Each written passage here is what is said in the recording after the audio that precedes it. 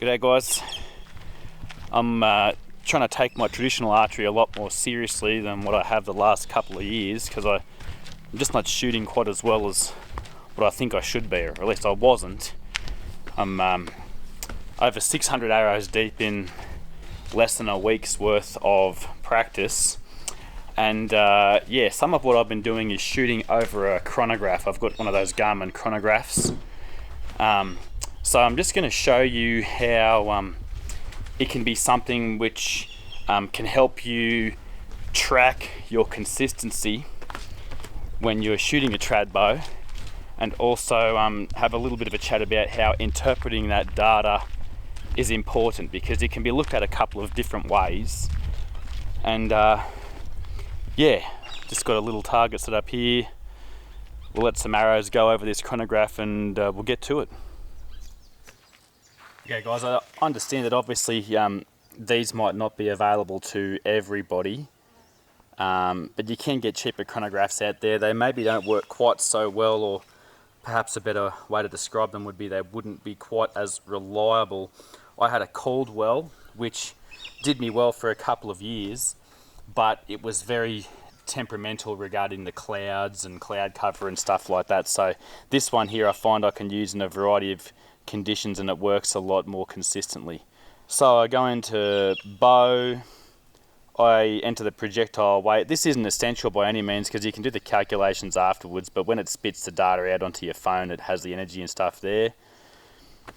So what I'll do is I'll shoot a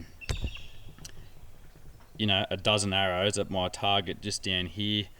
I'm going to do my best to shoot well in terms of accuracy, but the main thing I'm trying to keep consistent here is my draw length and my expansion. And I'll do a dozen arrows because it gives us a little bit more to talk about, and we'll go from there. Okay guys, we'll shoot a dozen arrows down here at this target. On one hand, I feel like shooting groups of a dozen arrows at a time maybe isn't best practice in some ways, because you're more likely to get worn out by the time you're done. On the other hand, if you can shoot a dozen arrows and maintain reasonable control across that whole group, then you're probably doing a few things right anyway. And even though I'm not in super good trad bow condition right now, this bow is 48 pounds on my fingers right now. I've wound it down just a little bit, and I'm shooting 550 grain arrows. So I'll put these down range and see how we go. And even though I'm fairly worn out already from shooting all morning, I collected a whole bunch of data from this chronograph and synced it up to my phone yesterday afternoon. So if I am worn out, maybe we'll be able to observe that in some of the data I collected yesterday. Anyhow, let's have a crack.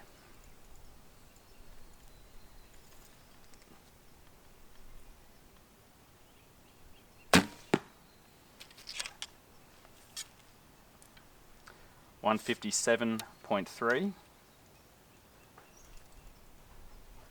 Not entirely happy with that shot.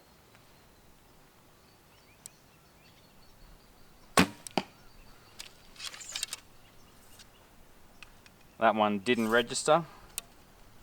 It's a stupid plucky shot anyway.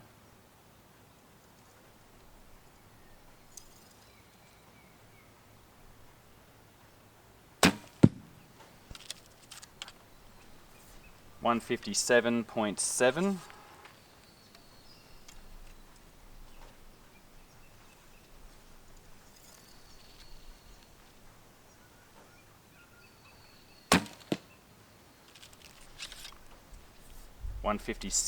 .5.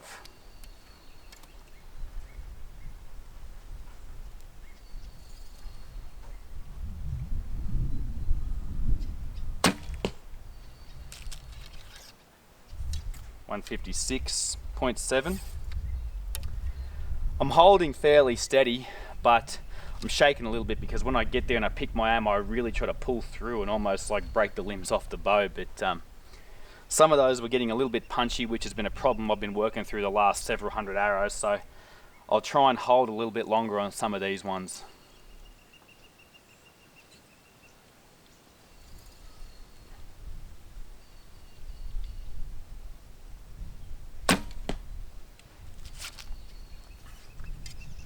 157.6.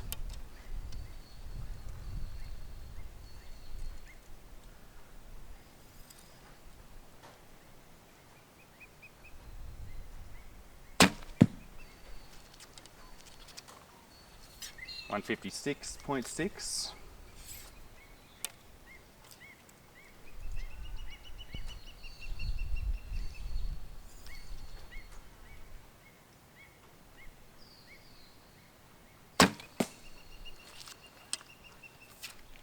156.7.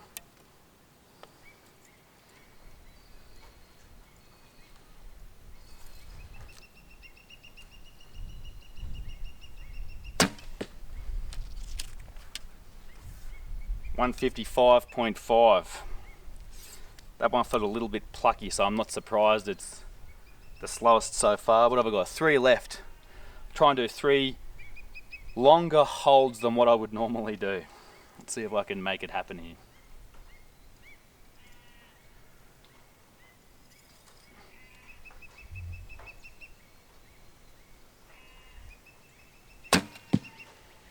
Great shot. 155.9, so maybe getting a little bit tired, but I felt good with the execution.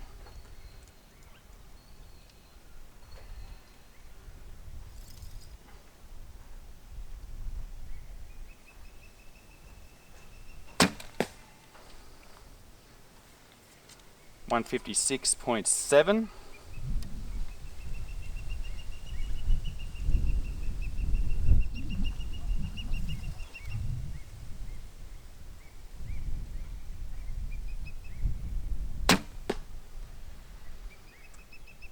157.4.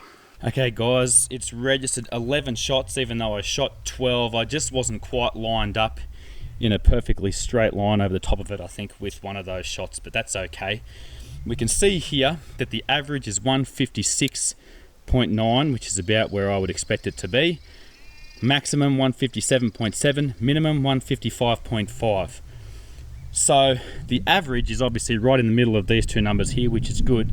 But the most important thing for me to look at immediately here is that really between the minimum shot and the maximum shot, we're talking about 2.2 feet per second in variation.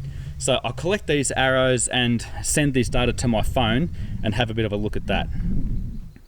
So I've got some data here, guys, and if I just go to end the session, okay, and then I go into here now, we can see it's just synced up that one. So these are the groups I shot were January 24th, which is yesterday, and this new one is today. So I'll just change the name of that group there to something about Titan Video 1. And that way when we come back to have a chat about all these ones here, we've got something to compare it to. I know I wasn't shooting for groups, and this isn't an amazing group by any means, but besides this one here, which is an obvious drop of the bow arm or pluck or collapse or something, everything else here is roughly in the same spot, about in the size of a pie plate. Okay guys, so we can see here this top group that says today Titan Video 1 was my group from this morning, and these 4 here were all from yesterday afternoon. So this one registered 10 shots, this one registered 9 shots, and the other 2 registered 12 shots.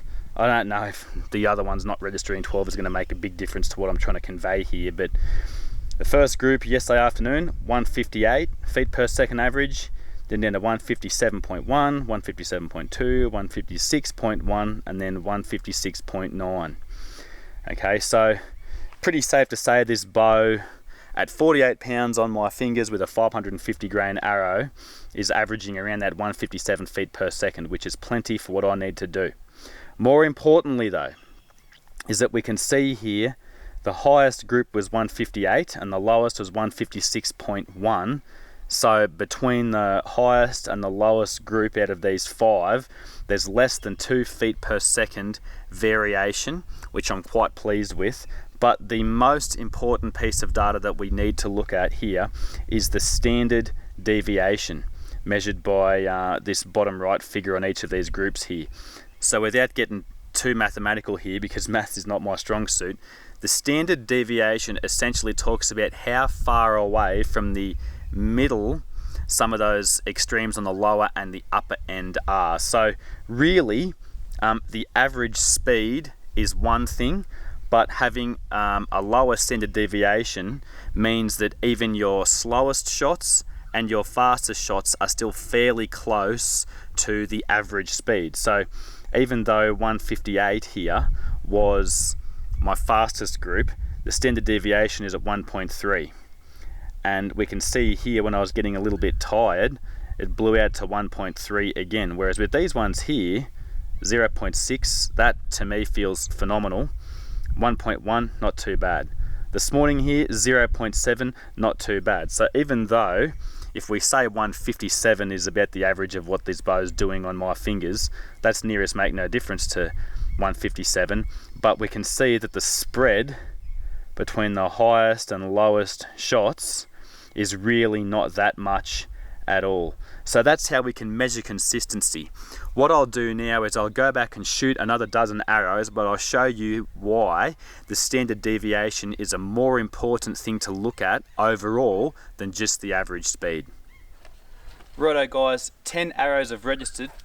I've just gone to collect a couple of extra ones here to demonstrate a point. Right now the minimum is 155.4, maximum is 158, and the average is 156.8. So it's around where we would expect things to be based on the previous data.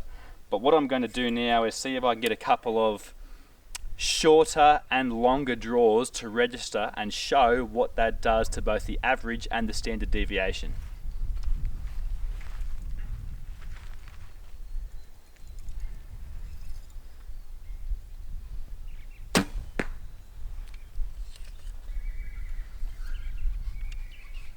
.4,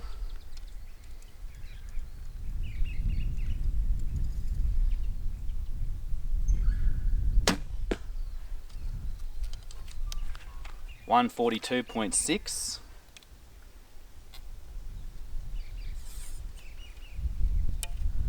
try and do a couple of really long ones now.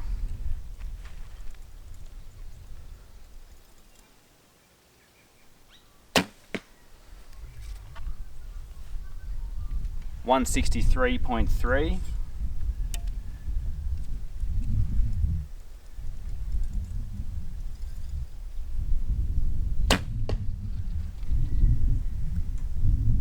.165.1.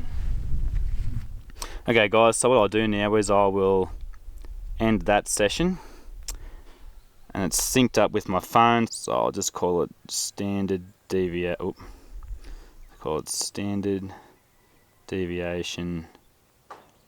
demo. So let's have a look at what we got here in these shots, guys. We had two at 140 and 142, which is, 15-ish feet per second slower than what we know our average is. And we had 163 and 165, which is, 10 to 12 faster than what we know our average is. So our average being 155.7 is actually not that far off what our previous average has been, but we can see here the standard deviation is 6.4. So what that means is, even though when all of the shots have been averaged out, it comes out to about what we can expect, the shooting was nowhere near as good or consistent, because we can see here the amount of variation between the highest ones and the lowest ones is huge compared to what we can see here, and we went over with my previous groups being 0.7, 1.3, 1.1, 0.6 and 1.3. Okay, so that just gives you an idea about how you can use a chronograph to sort of track your consistency and track your progress, but it also lets you know exactly what you need to be looking for as opposed to just the average velocity. If you made it to the end of the video, thanks very much for watching, guys, and listening to me ramble on about that stuff. Obviously it's not strictly about the velocity of my bow. 11.5 grains per pound is reasonably heavy to be shooting, but that bow is more than enough for the stuff I want to hunt around here. But I wanted to illustrate the point that shooting over a chronograph is allowing me to build up a lot of the confidence that I lost, because I can see that by maintaining a fairly consistent velocity and trying to keep my standard deviation as close to that average as I can, I know that my expansion and my draw length and anchor point and all that is consistent enough that I can stop worrying about those aspects of my shot and start to focus on other things. So I'm really trying to up my skills in the trad game at the moment, because I've sort of been below average by my standards for far too long, and I want to get my confidence back. So this is one of the first steps I'm doing in getting that confidence back. Another one is keeping myself accountable with how many shots I've fired, and over the last handful of days I'm well over 650 shots. So yeah, I might try and release a few more things about hook and aiming and whatever in the future, but it will be more under the guise of me working through things I need to work on, as opposed to being a subject matter expert helping you guys understand what you should be doing, because I'm clearly not an expert in this field. Anyhow, I'm going to let some arrows go here well beyond my point on now to sort of finish up my little session here for the morning. And yeah, hopefully I'll get some more videos out about this stuff in the future. Cheers.